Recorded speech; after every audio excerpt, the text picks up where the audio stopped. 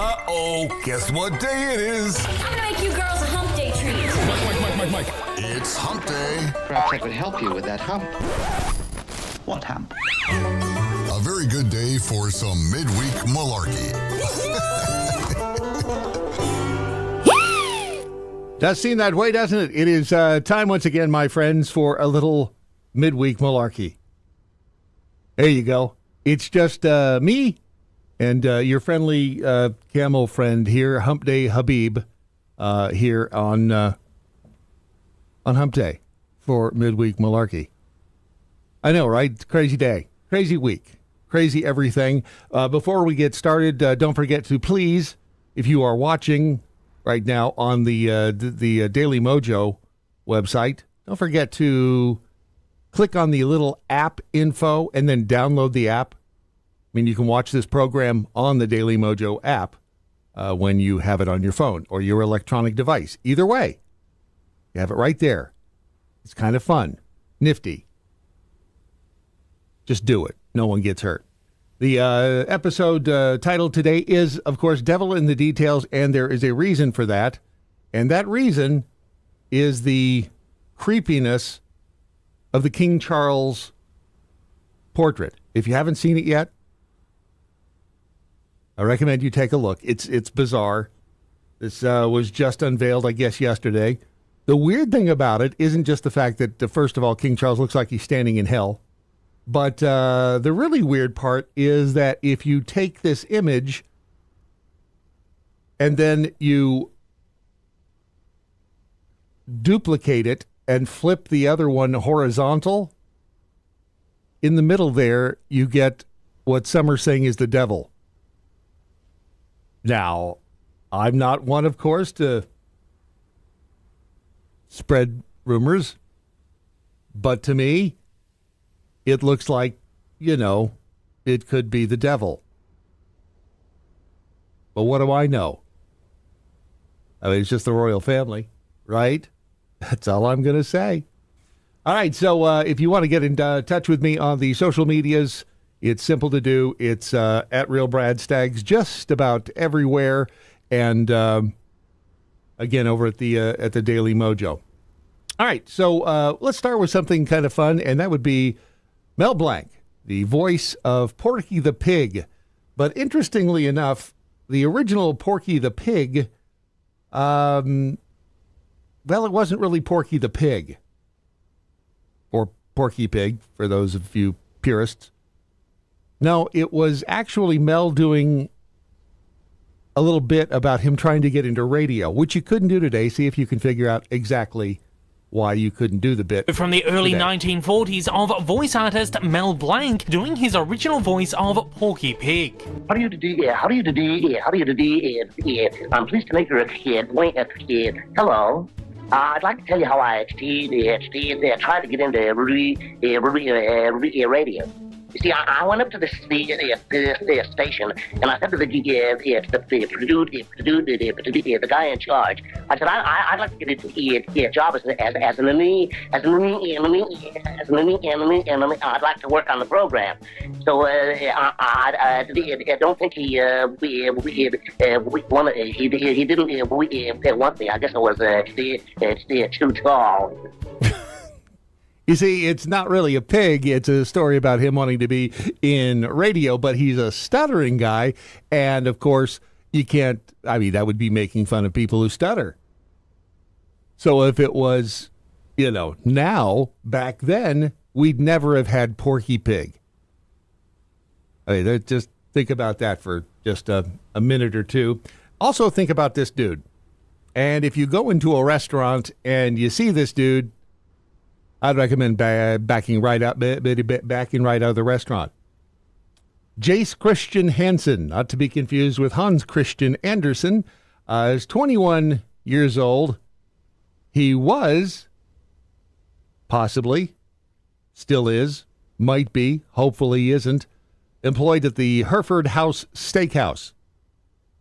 He recently admitted, after I guess the cops had something to say to him, or maybe just the manager.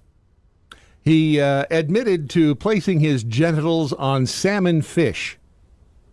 I'm not really sure why they mentioned a salmon. I mean, we all know that salmon is fish, and fish is not always salmon, but salmon is always fish. In any event, he placed his genitals on salmon fish. He urinated in the pickles and in the au jus sauce.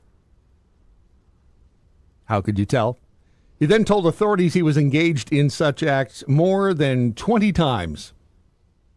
So if you happen to be at the Hereford House Steakhouse, you might want to, I don't know, get checked. It's within the Kansas City metropolitan area. He began working there. Let's see. It doesn't say exactly when. He also, by the way, confessed to authorities that he rubbed his genitals, urinated on, or spat on food before serving them to customers. He explained to the police that the men he met on dating apps and fetish websites encouraged him and asked him to carry out these actions, but local police busted him for his revolting behavior. You know, it's those damn dating websites. The local police were provided with a thumbnail from videos. They provided this to the U.S. Bureau of Investigation. That would be the FBI. I left out a word. They urged agents to investigate the possible intentional food contamination. He also posted these videos. Apparently, he did videos of his food fetish thing on a website called thisvid.com, and he went by the username Vandalizer. Wow. Oh, he also used his feet to touch food. Okay, that's where I draw the line. Dude started using his feet. Forget about it.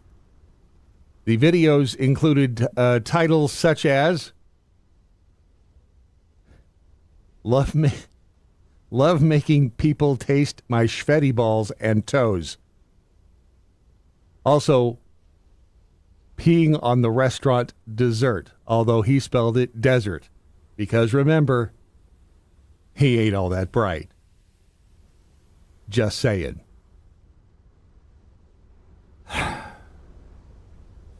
Next up on the list, a man who looks equally troubled, exhausted, disturbed.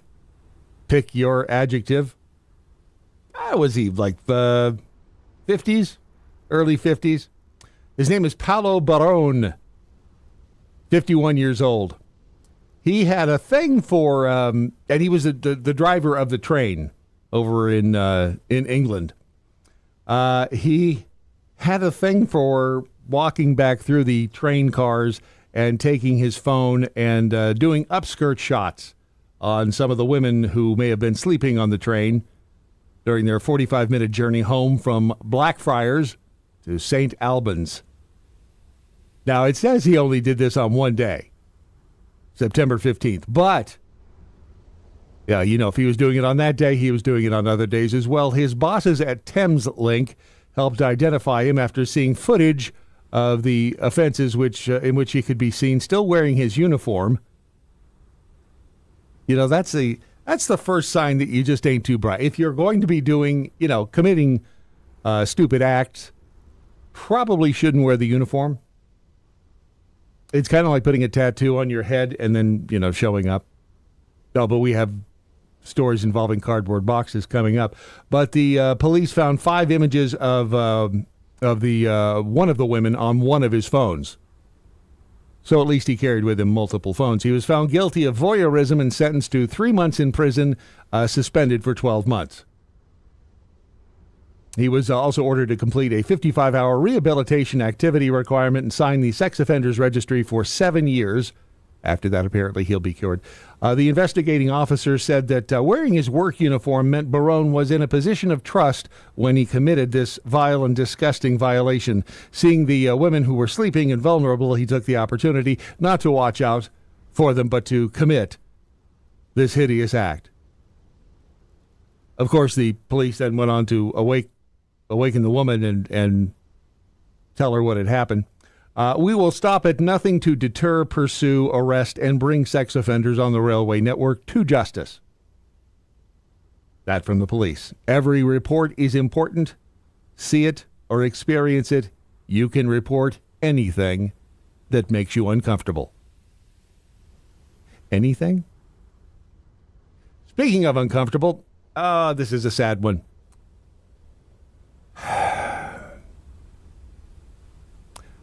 Such beauty. Unfortunately, no brains. This is a tourist. Her name is, or was, Inessa Polenko. This is another one of those selfie stories. Yeah, she was taking a selfie. She was on a cliff top viewing platform and ended up, I guess, telling herself to back up just a little bit more and fell then 170 feet to her death. So she stumbled while taking the selfie. 39-year-old Inessa Polenko plunged from the panoramic Gagri, odd name, viewing point in Abracadabra. That's what it is, Abracadabra. It's a region of Georgia, not the Georgia you're thinking of, the Georgia, on the other side of the world. As a matter of fact, they even have one of her selfies posted on the story, and it's a very nice selfie. Now, there's nothing to say that this was the last selfie that she ever took, but I mean, it's a nice selfie. You just have to be careful when you're taking selfies that you don't walk off the cliff. She was a beautician and a keen Instagram user. She climbed over a barrier to reach the clifftop viewing point. I guess anybody told her the barriers are there for a reason, which overlooks the Black Sea. However, she climbed over the barrier to take the selfie. She stumbled, and it was on down. Onto the beach below. Now, no word on whether or not there were people on the beach. Because that would, again, that would be just as traumatic, I think. You're sitting there on the beach, you're, having a nice day at the beach, and all of a sudden, person. Jack Handy would have something to say about that. Apparently, this is becoming a modern crisis. At least it is according to Petapixel, which in and of itself sounds kind of weird. This comes after a recent study suggesting that taking selfies may pose a public health problem. This is my shocked face. Wow.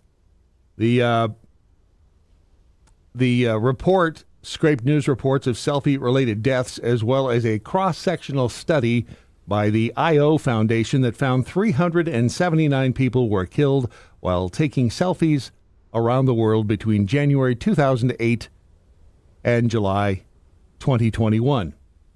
The researchers identified falls from heights as the most common type of selfie-related injury. They said tourists were most at risk, with the most common cause of death being falling from cliffs or waterfalls while attempting to take said selfie.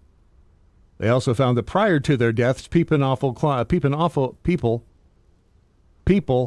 often climbed over barriers and fenced-off areas to reach the perfect selfie spot. What a shame. The average age of the reported victims? Anybody? Bueller? 22. By the way, dudes. Whoa, hang on a second. I read that backward.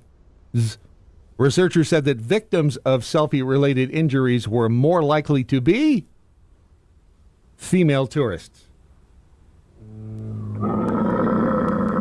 That's Habib. The researchers said that risk treatments to prevent selfie deaths were limited. However, the adoption of no selfie zones, physical barriers, signage, and provision of information on dangerous locations to social media users could help. You know what would help? A lot like my theory on bears. When you go into the mountains, you be bear aware. It's always got these cute little images of bears, and don't pet the bears, don't pet the buffalo. for the stupid people up in Yosemite, the tourists. But if you had a picture, let's say of, I don't know, what's her name? I remember. Polenko. What's her first name? Inessa. If you had a picture of Inessa Polenko, let's say, splattered all over the beach, and say, this is what could happen to you if you take a selfie, if you climb over this barrier. I wonder what the next one is. Oh, there you go. That's obviously not the place where she was, but very nice selfies. If you had a picture of Inessa Polenko, boof, in a gooey pile on the desert or on the beach below the point, and say, don't be Inessa, don't climb over the barrier, don't take a selfie, might actually get some people's attention. Until you do that, nope. You can't fix stupid. As Grady Judd, the sheriff down in Florida, says, you can only cuff it. And we have a story on him coming up as well. This is a beautiful, beautiful place. This is Brixham in Devon. This is a hot spot, they say, for tourism over across the pond. However, recently it's been, they've had some bad luck with contaminated tap water. So far, a great number of the population there in Brixham in Devon have confirmed that they have been sick with diarrhea, and apparently this is the really, really bad stuff. Not the good diarrhea, but the bad. Residents there were warned they should boil water, leave it to cool before using it to make sure that the bug is killed if present. That bug would, of course, be the Spirotriticum cryptosporidium. What's in a name? Am I right? This includes water for brushing teeth, food prep, as well as drinking, but the water can be used for showering and flushing toilets as usual. 22 cases, just as of today, have been confirmed, but more are anticipated to follow. Southwest Water said tests showed small traces of cryptosporidium had been found, with the issue affecting people in Alston and Brixham on the south coast of Devon. They said tests have come back clear. Don't worry. Yesterday. Today, they're like, sorry. Whoops. It's the government. What do you expect? But now they said that customers in affected areas should boil their water, after yesterday saying, it's okay, don't sweat it. They added, we apologize for the inconvenience caused and will continue to keep customers and businesses updated. Or, you could just take a shot of water and see what happens. The number of suspected cases has not yet been confirmed. The community Facebook page, Brixham Fish Town, has been inundated with posts from residents saying they have come down with the symptoms. Not a good thing. Southwest Water asked if I'd been in the sea or on a river, but I have not. This is one of the residents. I also think the water tastes funny, and it's been leaving a horrid taste in my mouth. That would be the cryptosporidium. Tastes a little fishy. A resident who lives in Hillhead, Brixham, told us how she has been bedbound for now over a week and has tested positive for cryptosporidium by her doctor.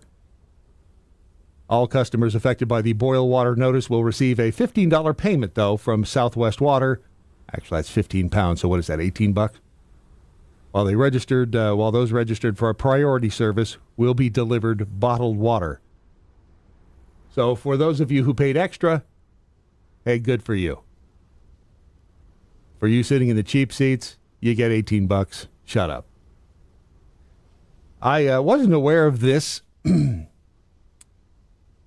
but I just had it kind of popped up on one of the stories I was looking at, and I thought you might want to know. You can now become a tree after you die. Who knew? It's called Urnabios, and it's designed to turn you into a tree in the afterlife. Bios Urn is you can do this for yourself or for your pet. You can have them turned into a tree. after they die. It's kind of weird that that's an image of a dog sniffing an urn, but, you know, I mean, it's kind of a interesting way to leave a little something for the people after you're gone, right? The brainchild, and it's been around now for a little while, of Barcelona-based design studio Estudi Molini. It combines a space for your ashes with the seed of a tree, and it's specially designed soil mix to keep it growing. After your death, your ashes are placed in the 100% biodegradable urn, and then the whole thing is buried. As a result, hopefully, a new life form in the form of a tree. And that will be you in the backyard. There are currently 5 different trees: maple, pine, ginkgo, beech, and ash, as well as the option to order a BIOS urn without a seed and add your own. Insert the joke here. And as I said, you can also get the BIOS urns for pets. God bless capitalism. You gotta love it. And actually not a bad thing to do. My friends, this is that's a Walmart right there. You know how you could tell? There's Walmart on the side of the building. That is a Walmart greeter. For those of you listening to the podcast version of the program, it's an image of a Walmart greeter. This is a man who looks like he's been beaten up. That is not the Walmart greeter. You can tell by the Alamy watermarks all over the picture. I just wasn't going to pay for anything. But yesterday, an elderly Walmart greeter suffered injuries to his face and head after being punched in the eye by a North Carolina man whose girlfriend was angry that she had been asked to show her receipt. Right? Who doesn't get angry? Show me it's just to make sure that you've got everything you paid for. Vincent Battaglia, 68 years old, told cops that he was checking receipts yesterday at the entrance to the Walmart Supercenter in High Point when he was confronted by a man who was upset that he had stopped his girlfriend earlier at the exit. A Walmart employee advised that he was just doing his job, according to the report. That is when Tamisha Robbs allegedly began yelling at her boyfriend to take care of him. You go in there and you knock his ass down, or something to that effect. In response to, said girlfriend saying these things, Trevon Waden, who is 27, so a year her junior, punched the elderly victim in his left eye, which caused him to fall to the ground and strike his head. Because who doesn't get pissed off when the Walmart greeter wants to see your receipt and when Tamisha is screaming her fool head off behind you? After all, Trevon was the one who had to go home with Tamisha. The couple fled the store without offering aid to the victim, who had injuries to his face and head, according to the police report. Which isn't surprising. Why would you stop and help the person you just punched in the face? Investigators who were familiar with Robbs and Waden from previous calls. Wait, they've done this before? Get out. Subsequently arrested the pair at their High Point residence, which is a few miles from the Walmart. Robbs and Waden were each charged with misdemeanor assault. Wait, she just told him to do it. He did it. Waden was also cited for failure to appear in court in connection with a separate criminal matter. Silly, silly, silly man. You see, when you are on the lam, that means hiding from the authorities, Tamisha and Trevon. When you're on the lam from the law, you really shouldn't be out there committing other crimes, because that just calls attention to you, as you've now become aware. You're welcome. Court records describe Robbs as unemployed. So Tamisha's unemployed. Trevon is identified as a cook for the East Coast Wings and Grill. So next time you're in East Coast Wings and Grill over in High Point, make sure you say, hey. They might want to look into one of these emergency medical kits from the wellness company at getwellmojo.com. Just saying, it could be a good thing for them to have. The next time they decide to go and beat somebody up at Walmart for checking their receipt, just to make sure that they got everything they paid for. They might want to whip out the old medical emergency kit and say, hey, it's okay, kind Walmart greeter, sir. We have something that'll make you feel much better. And it's right here in this emergency kit. From GetWellMojo.com. We can patch you up. You'll be good as new. Don't be like Tamisha and Trevon. That's the lesson here. Go to GetWellMojo.com and get you a medical emergency kit today for the next time you decide to punch a Walmart greeter. All right. Moving along. This, my friends, is the world's tallest man. At least that's what he said. This man is Joel Solorzano Vieda. He is 33 years old. He was behind the wheel of a 2016 Ford Focus. We're all very sorry about that. It was all over the road on Sunday. The vehicle was going through the city of Rock Rapids, not to be confused with Rock Ridge. You're welcome. During the subsequent traffic stop, the police who pulled him over, they say that the dude here, Joel, showed signs of significant intoxication. I know, kind of crazy. He had an open can of beer in his car, and he possessed methamphetamine. I know. Shocking. I mean, he looks happy, right? Is that you happy, or is that just the meth talking? When asked for his identification, first they gave him a breath test. That returned an over the per se limit. I don't know what these fancy French words are all about, but whatever. When asked for his identification, Solorzano Vieda gave police a Minnesota ID card. A computer check of the name and number on the ID card that Vieda provided turned up no return. I don't think the cops were surprised because the ID said that Vieda there was 8 feet tall. I mean, he could be sitting down in the photo, right? Vieda is actually only 5'8".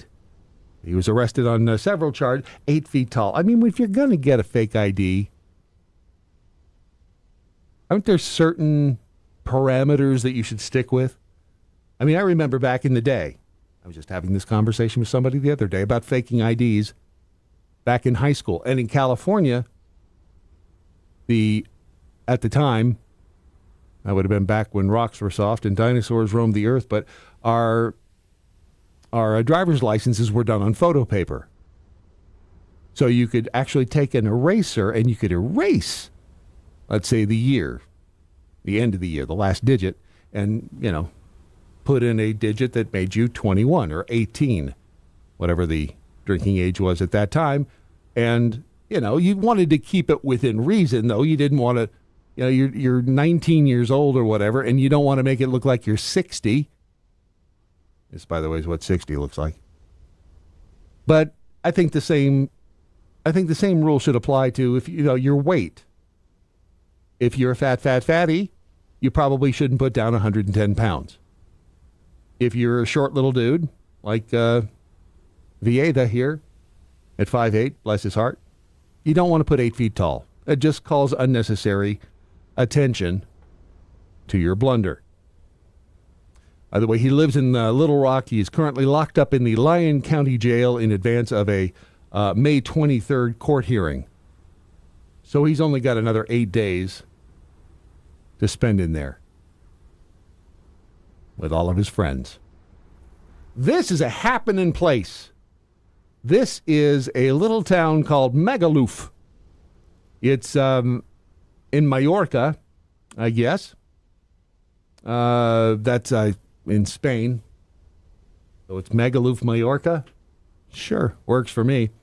But apparently when the Brits are going into Magaluf, they are not acting, British. And now they've been urged to show responsibility by the United Kingdom's ambassador. Hugh Elliott said that the tourists, the UK tourists who were going to Magaluf, had to remember they were guests during their time in the party resort city. He was speaking during a visit to Calvia. That includes Magaluf. I don't know if it's a city, maybe it's another town, to publicize the Stick With Your Mates campaign. That's right, the Stick With Your Mates campaign for responsible alcohol consumption. Generally, what we all want is responsibility. Do we now? During the holidays, we all want to have a good time, don't we? And young people above all. He's starting off strong. This is about understanding what responsibility is about. Responsibility as guests, because us foreigners, I guess responsibility isn't as important as grammar, or vice versa.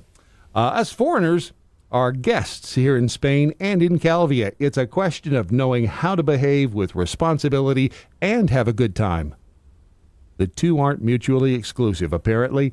The tourism here is a type of tourism that appreciates the destination. Well, he's really going to get to those partiers, isn't he? That sort of language? Damn straight he is.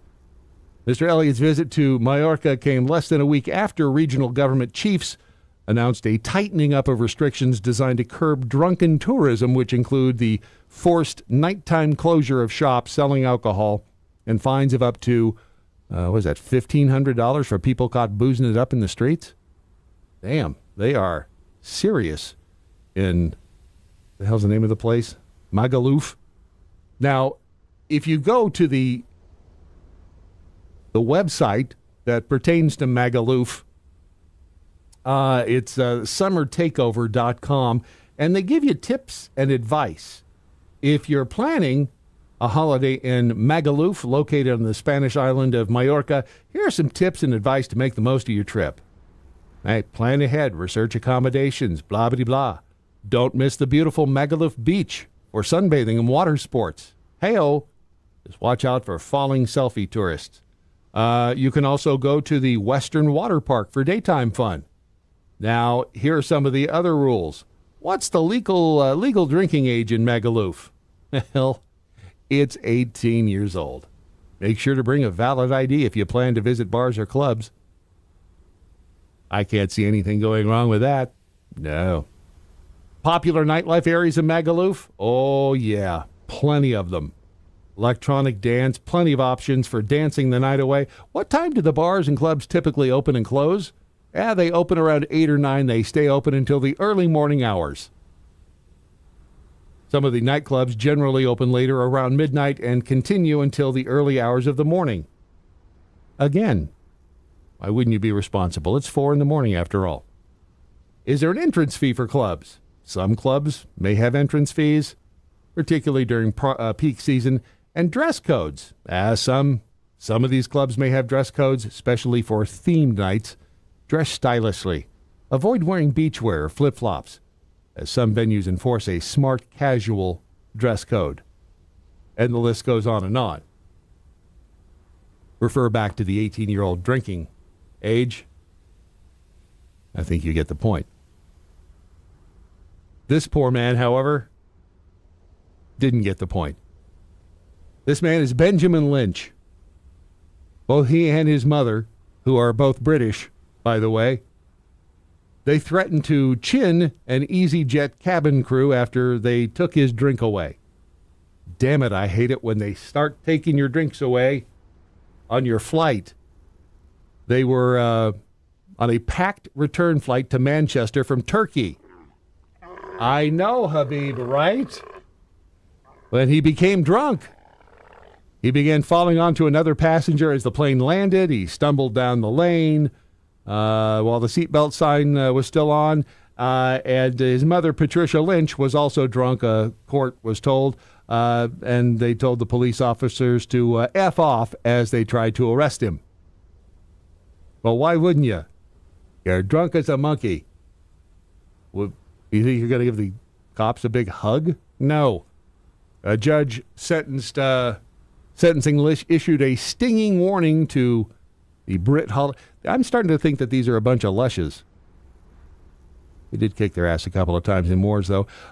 He warned the Brit holidaymakers ahead of the summer, reiterating how terrified other passengers on the flight last May were. Some 179 other passengers were on the EasyJet plane back from Antalya at the time, including babies and young chillins. And this dude just all slobber and drunk. How dare you? How dare you, sir? By the way, I did not mean to ignore all y'all over in the chat room. Hello, Sarah Nichols. Hello, Dark Magneto. Hello, Batquarter, Michaela's mom, Laird Leprechaun. And there is also the Daily Mojo chat room as well. So there's appreciate you being there and over in the Rumble chat. And yes, we are humping the day. Exactly. Let's see. Where are we going from here? Oh, I mentioned this morning on the program, but it was worth bringing up again, I thought. In Alabama, the guy on the left was pulled over for speeding. He gets the ticket, and then he tells the cop, this guy's name is Reginald Burks, 39 years old, tells the cop who's standing in front of his car after he gets the ticket, get your ass out of the way so I can get my kids to school. Okay, he's already gotten the ticket. There's no law against saying get your ass out of my way so I can get my kids to school, but the judge is trying to force him, the judge is the smug-looking one on the right, the judge is trying to force the man there, Reginald Burks, into apologizing to the officer for saying, get your ass out of the way because I need to get my kids to school. The judge is saying that if he doesn't say sorry to the cop, he will be spending up to 30 days behind bars. Seems a bit excessive. Judges, they say, have considerable leeway to consider different factors in sentencing, including whether the defendant has shown any remorse. And this is apparently the judge trying to get Reginald Burks to show that he has remorse. For the record, I'm with you, Reggie. I wouldn't say sorry. I'd tell him to kiss a good man's ass. That's what I would say if I were you. Let's see. Oh, that right there, that's a picture of a man holding a fake leg. I know, right? Who hasn't seen that in the past couple of days? If you're missing a leg, if that is your leg, and again, for those of you listening to the audio version of the program, it's a prosthetic leg from the knee down with a fake foot. However, I will say that the top of it is camouflaged nicely. But this mystery leg was found at Shasta Lake in California. Bradley, what is his name? Bradley Hewitt dives. He runs Scuba Diver LLC out of Bridge Bay at Shasta Lake. He says he's found a whole bunch of stuff while diving. This one, though, that's a first. First time he's ever found a prosthetic leg while diving in Lake Shasta.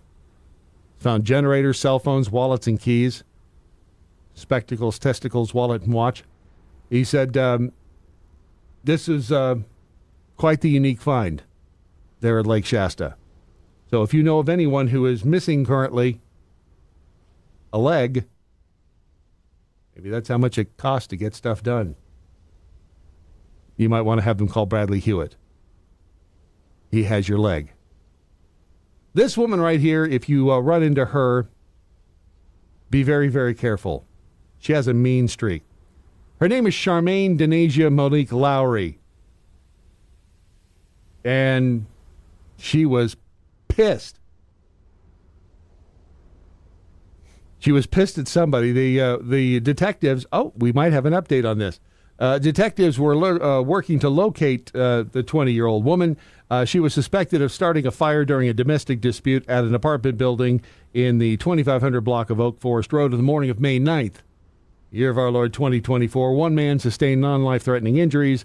4 apartment units were impacted. If you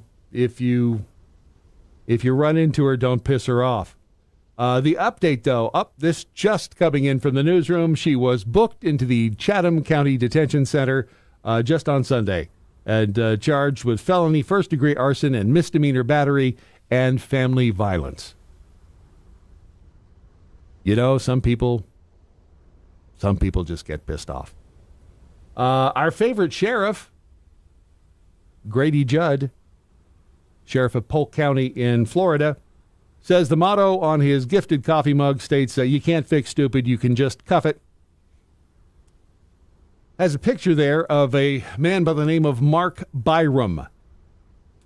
Now, Mark Byram isn't the brightest bulb on the string. He went to the parking lot of the Polk City Government Building about 8 o'clock while a commission meeting was going on inside. He broke into the assistant city manager's car. Not ever good, especially if it's in the parking lot there at the government building where, you know, the sheriff's office and stuff are. Judge says one of the city commissioners and the water director caught Byram in the act of busting into the car and confronted him. They said that Byram then got out of the car, asked for a lighter, and then got back in the car.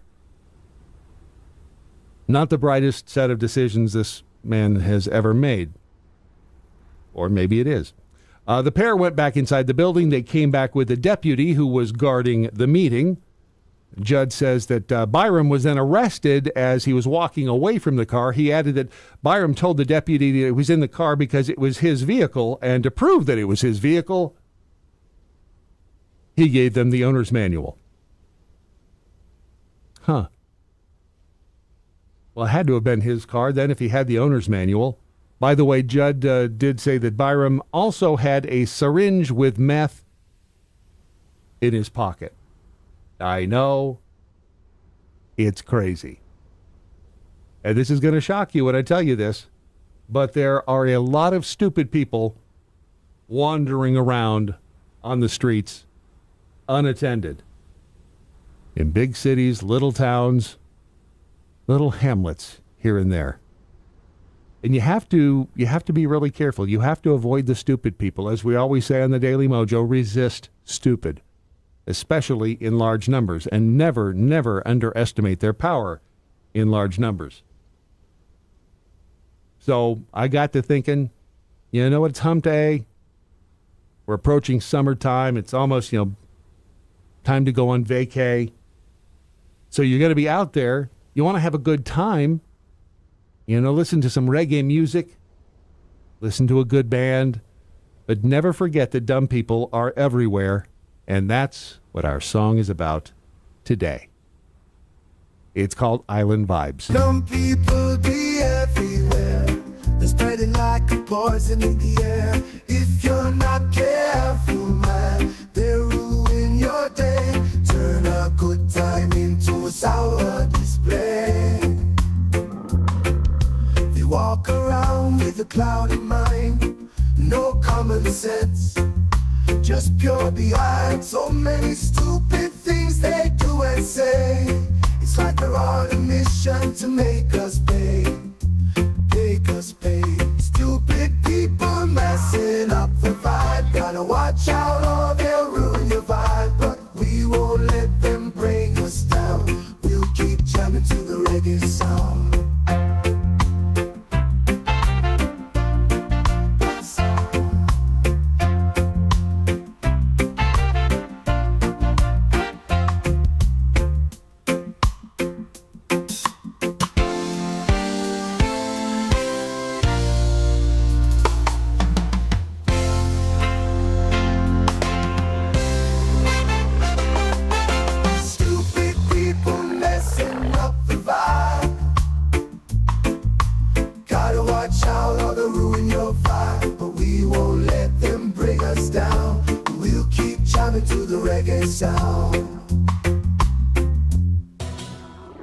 And another exciting episode of Midweek Malarkey is in the can, appropriately enough.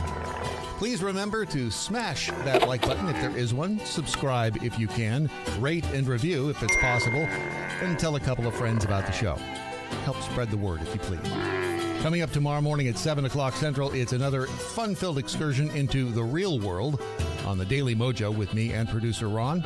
Every Saturday morning at 9 o'clock Central, join me and Jeff Fisher from the Chewing the Fat podcast as we point out the absurd, the ridiculous, and the abnormal. And that's just Congress. Hey-o. Now go forth and be fruitful. We need to outpopulate the stupid. I'll let Habib have the last word. Habib?